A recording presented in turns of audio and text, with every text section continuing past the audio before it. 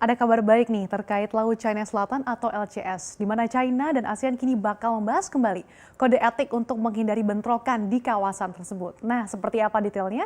Akan kami ulas untuk Anda dalam China Rangkul ASEAN di LCS. Dalam pertemuan secara virtual dengan para menteri luar negeri ASEAN, China mengatakan kalau negaranya ingin menyelesaikan pembentukan kode etik atau Code of Conduct soal Laut China Selatan. Hal ini demi menghindari bentrokan di kawasan yang diperebutkannya dengan sejumlah negara.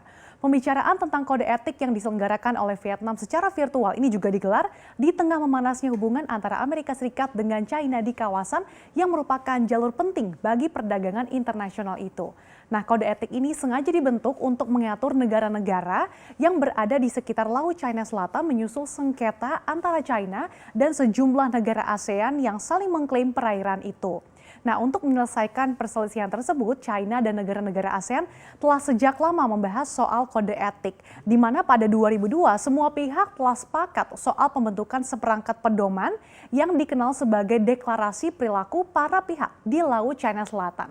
Nah, sebenarnya perundingan terkait kode etik ini sudah dimulai sejak 2016 lalu. Namun, kerangka kode etik Laut China Selatan baru disepakati China dan 10 negara ASEAN sekitar Agustus 2017 lalu. Kemudian dilanjutkan perundingan mengenai substansi teknis kode etik tersebut dan pada Juli 2019, 10 negara ASEAN dan China telah menyepakati pembacaan pertama atau first reading dari isi kode etik tersebut. Nah, penyelesaian tahap pertama pembacaan isi kode etik ini merupakan kemajuan signifikan terkait penyelesaian kode etik Laut China Selatan yang telah digodok hampir 2 dekade lamanya. Pembahasan negosiasi terkait kode etik Laut China Selatan terhenti selama pandemi virus corona. Ada sejumlah hal teknis yang perlu dirundingkan kedua belah pihak ini sebelum benar-benar bisa mengimplementasikan kode etik ini. Seperti penentuan luas wilayah yang terdampak kode etik dan keputusan apakah aturan ini bakal mengikat hukum atau tidak. Oleh karena itu selanjutnya ini masih ada tahap second reading dan juga third reading kode etik Laut China Selatan yang harus dibahas. Nah, pada pertemuan antara China dan ASEAN pada tahun 2018 lalu, Perdana Menteri China Li Keqiang mengusulkan bahwa kode etik ini harus diselesaikan pada tahun 2021. Nah, China ini telah meningkatkan tekanan pada tetangganya nih, negara-negara yang tergabung dalam ASEAN menjelang pembicaraan penting dalam sengketa Laut China Selatan. Diplomat senior Beijing peringatkan negara-negara Asia Tenggara tersebut agar tidak mendukung upaya Amerika Serikat di wilayah itu. Tetapi para pengamat mengatakan pernyataan kerasnya terhadap Amerika Serikat ini mungkin kontraproduktif karena China mencoba untuk mendapatkan dukungan dari tetangganya baik dalam pembicaraan dan persaingannya dengan Amerika Serikat. Nah, Laut China Selatan ini menjadi perairan yang rawan konflik setelah China mengklaim 80% ini wilayah yang kaya sumber daya alam itu miliknya melalui konsep Nine Dash Line. Nah, setidaknya China memiliki perselisihan dengan 4 anggota ASEAN yaitu dengan Brunei Darussalam, Malaysia, Filipina, Vietnam, bahkan dengan Taiwan, wilayah yang diakuinya sebagai provinsi. Nah, selama proses pembentukan kode etik, China terus memperluas klaimnya di kawasan hingga membangun pulau-pulau buatan dengan infrastruktur militer. Langkah itu nggak hanya menarik amarah dari negara-negara yang memperebutkan kawasan, tapi juga Amerika Serikat yang memiliki militer terbesar di dunia. Amerika Serikat kemudian masuk dan mengerahkan militer dengan dalih kebebasan navigasi dan untuk melindungi sekutu. Amerika Serikat menganggap kalau langkah China itu bisa membahayakan kawasan dan atas dasar itu Amerika Serikat telah meningkatkan kehadirannya di Laut China Selatan dan bahkan dengan tegas Amerika Serikat menyebut bahwa klaim China ini melanggar hukum internasional. Sementara itu, China menuding bahwa Amerika Serikat memprovokasi kawasan. Hingga kini kedua negara terus saling memperkuat posisi militer mereka di Laut China Selatan dan memicu ketakutan di antara negara-negara kawasan akan terjadinya perang senjata. Dan China menuding Amerika Serikat ini sebagai pendorong militerisasi di kawasan itu. Menteri Luar Negeri China menegaskan kepentingan terbesar China di Laut China Selatan sebetulnya adalah perdamaian dan stabilitas. Kemudian dia juga menuduh Amerika Serikat telah menciptakan ketegangan atau ngompor-ngomporin gitu ya dan mencari keuntungan untuk kepentingan politiknya sendiri. Nah, sementara itu hubungan Taiwan dan China ini kembali memanas. Presiden Taiwan Tsai Ing-wen akan membentuk koalisi yang terdiri dari berbagai negara yang bertujuan untuk menggagalkan misi China yang berupaya mengklaim wilayah Laut China Selatan dan Selat Taiwan.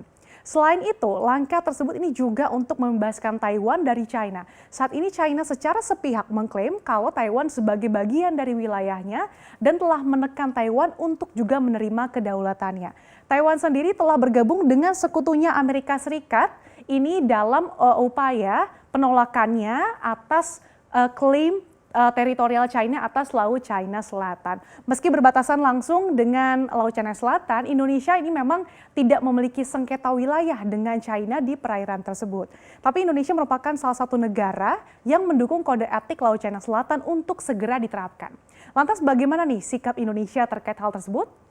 Nah, sebelumnya ini Menteri Luar Negeri Indonesia, Retno Marsudi memperingatkan Amerika Serikat dan China untuk tidak melibatkan Indonesia dan negara ASEAN lainnya dalam persaingan mereka di Laut China Selatan dan mengatakan ASEAN harus tetap netral dan juga bersatu.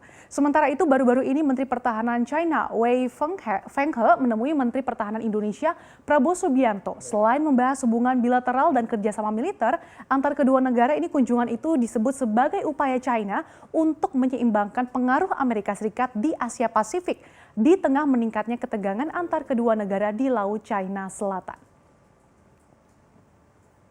Nah, seperti berbalas pantun nih setelah China menuding Amerika Serikat sebagai pendorong militerisasi di kawasan itu, Menteri Luar Negeri Amerika Serikat Mike Pompeo mengatakan bahwa China telah melancarkan tindakan agresif di Laut China Selatan yang meningkatkan kekhawatiran negara tetangga di sekitar wilayah tersebut. Sehingga Amerika Serikat mendesak negara Asia Tenggara ini untuk memutuskan hubungan dengan perusahaan China dan peringatkan untuk mempertimbangkan kembali hubungan mereka dengan China.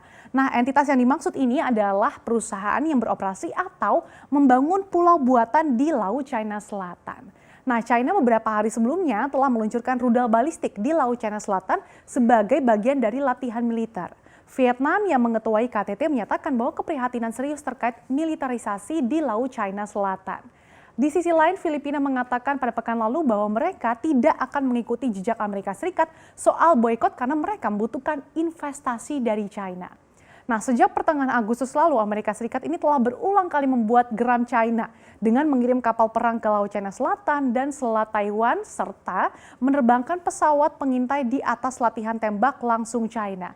Tak hanya itu, Amerika Serikat juga telah memasukkan 24 perusahaan China ke dalam daftar hitam atau blacklist. Nah, ini sebagai konsekuensi atas aktivitas militer dan pembangunan ilegal China di Laut China Selatan.